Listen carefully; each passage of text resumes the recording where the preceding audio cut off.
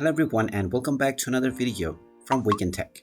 In this video, I'm going to show you how to rename layers on the Alight Motion app. So let's get started right away. First of all, open up the Alight Motion app on your device.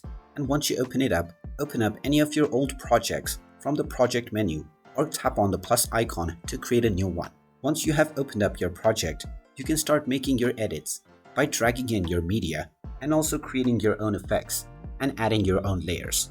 Now, while you're editing, if you wish to rename any layer, then you can simply tap on the layer icon at the right side of your eye icon within the layer. And once you tap on this, you will see the name of this layer appear at the top section. Just tap on this name and then make your desired edit.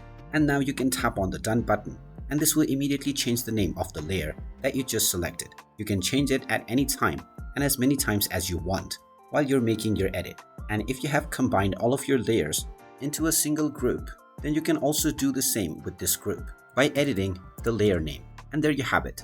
That is how easy it is to rename your layers on Alight Motion. If you find this video helpful, make sure you hit that like button and subscribe to our channel if you haven't done so already. Also ring that notification bell to never miss another update from us. Thank you for watching and I will see you again in the next video.